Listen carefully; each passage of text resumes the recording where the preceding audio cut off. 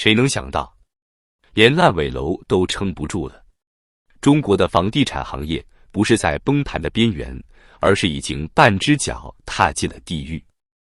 2025年6月，中国房地产行业再爆惊雷，6大房企公开承认逾期债务合计已达1450亿元人民币。你没看错，不是贷款余额，不是合同金额，是逾期债务。什么意思？就是钱已经还不上了，连最低限度的利息都兑付不了了。更震撼的是，恒大地产这一家公司，截至2025年4月底，为清偿债务就高达2724亿元人民币。这个数字还不包括境内外债券，光是逾期商票就还有2459亿元。什么概念？这笔账比整个贵州省2023年的财政收入还高出一大截。如果你还以为这只是一个企业的偶发事故，那就大错特错了。这不是雪崩，这是地震，是中国房地产系统性的7级以上强震。因为不只是恒大，其他几家民营地产巨头也正在同时陷落。6大房企一个比一个惨。我们一个个来看看这些暴雷大户的真实账本。先说龙光集团，这家曾经主打高周转、快拿地的广东房企，如今连最基本的债务利息都还不起了。6月10日，龙光发布公告称，截至5月底，公司逾期银行贷款和信托贷款达298.46亿元，还有6.47亿元的资产支持票据和债券利息未兑付。官方口径是与债权人协商，但真实情况是什么？不少员工工资被拖欠，多个项目停工，购房者开始维权。而这一幕并不是个例。上海世贸建设曾经号称高端城市运营商，如今6月的财报显示，公司逾期有息债务高达458.9亿元，已逾期本息合计6.4亿元。5月份还新增了3起超1000万级别的未决诉讼，涉案金额22.81亿元。是什么概念？这是已经开始被围攻了。法院天天传票，公司天天开会，能活一天是一天。然而，比这更惨的还有中国奥园。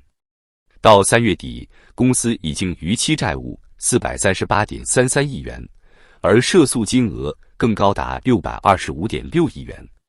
注意，奥园及其子公司被列入失信被执行人的有317条，也就是说，在法律意义上，这是一家老赖公司。什么是老赖？工资拖欠、项目停工、房子烂尾、法院冻结账户，已经快变成现实版的死而不僵。华夏幸福名字是幸福，现实是破产。2020年以前，如果你说华夏幸福会倒，会被人当笑话。但如今，这家公司早已不幸福。截至4月底，仍有230.3亿元的债务违约未解决。虽然他也宣布重组成功，涉及金额高达1922亿元，但请别被数字迷惑，重组不等于能还钱，只是拖延死亡而已。债务重组的本质是先别逼我，我还想活一会。可是经济不给时间，市场不给希望。融侨集团与方圆地产小玩家也在哀鸣。你以为只有大房企在崩？错了，二线房企正在悄无声息的死亡。福建融侨集团逾期债务约20.07亿元，方圆地产合营公司也未能偿还4.4亿元。这两个名字不算顶流，但在各自城市曾是豪宅代言人。如今他们的项目停摆，销售暴跌，融资断裂，和烂尾楼之间只有一道门的距离。最后来说说恒大，曾经是中国房企之王，碾压万科、碧桂园，广告满天飞。而如今恒大的财报是一部惊悚小说，为清偿债务2724.79亿元，逾期商票2459.87亿元，重大未决诉讼1426起，涉案金额3495.53亿元。这不是公司，是一个吞噬人命的黑洞。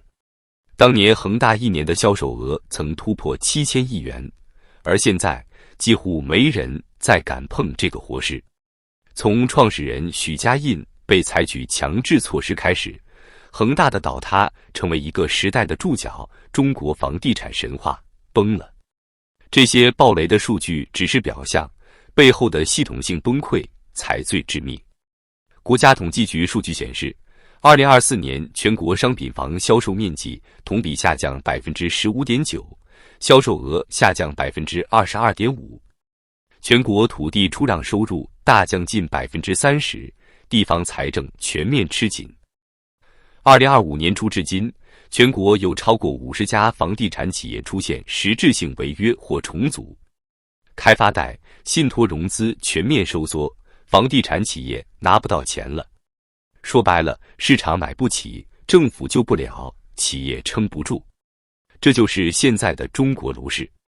很多人还在自欺欺人，以为只是恒大不好，只是部分房企管理不善。可现实是，中国房地产整个系统正在发生崩塌，不是一幢房子倒了，是整个楼市正在下沉，是数以亿计的中产家庭被裹挟着一起下水。还在等房价反弹，还在幻想保交楼，看看数据，再幻想不迟。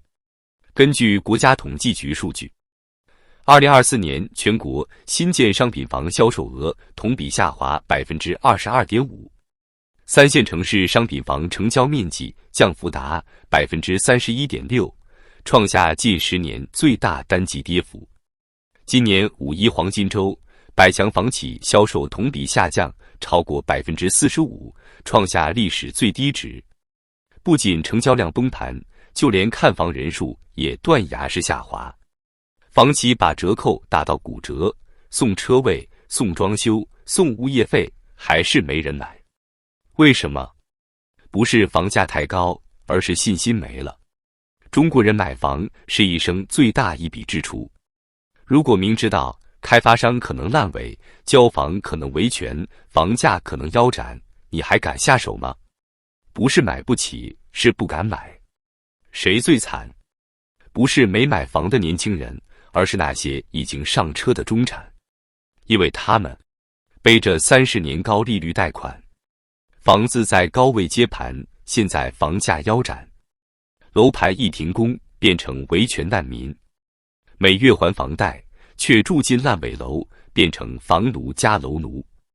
据贝壳研究院2025年3月的估算，中国新房市场平均已跌去 25%， 但在某些城市，比如郑州、哈尔滨、佛山等，部分楼盘跌幅高达 50% 以上。一夜之间，资产蒸发100万，负债高悬，毫无退路。这不是投资失败，这是金融地狱。地方政府也撑不住了，卖地卖不动，财政濒临破产。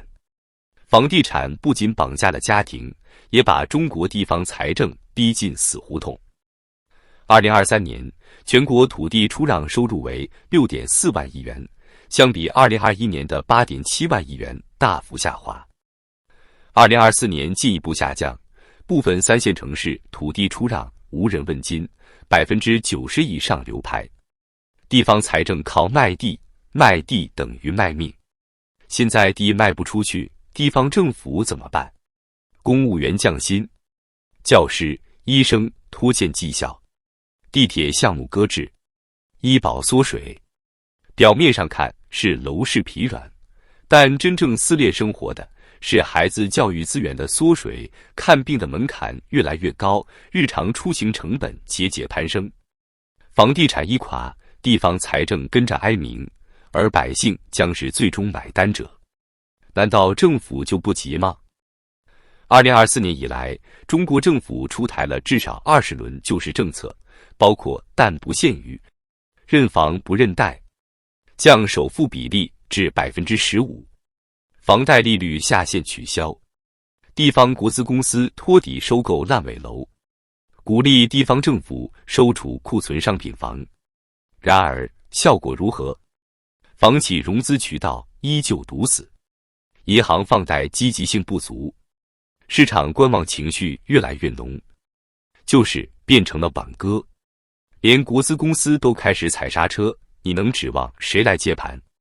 房企已经不信政府，购房者也不信开发商，信任这座楼已经塌了。而随着信任的坍塌，压抑已久的愤怒也终于失控了。一幕幕震撼的群体事件正席卷全国，湖南、河南、陕西等地爆发大规模烂尾楼维权潮，购房者集体停贷断供，房企工地停工，施工人员讨薪，业主拉横幅占售楼处，围堵政府部门。中国老百姓本来是最能忍的群体，现在都忍无可忍了。因为这不只是金钱的损失，是一代人对未来的彻底绝望。这不仅是房地产危机，更是中国产业结构危机。房地产曾占据中国 GDP 的约 28%， 含上下游产业，是最重要的支柱产业。如今，这个支柱正在塌陷，后果是什么？水泥、钢铁、建材、家电、家居等链条全面萎缩。数千万房地产从业者收入锐减，大量中介门店倒闭，银行呆账激增，金融系统压力陡升，居民资产缩水，消费欲望断崖式下降。换句话说，房地产的倒下不是一个行业的坍塌，而是中国经济发动机的熄火。从恒大到华夏幸福，从世贸到澳元，每一笔逾期债务的背后，都是一个破碎的家庭，一个支离破碎的信任体系。中国人以为有房才有家，如今却发现房子不是家的保障，而是家庭的债务陷阱。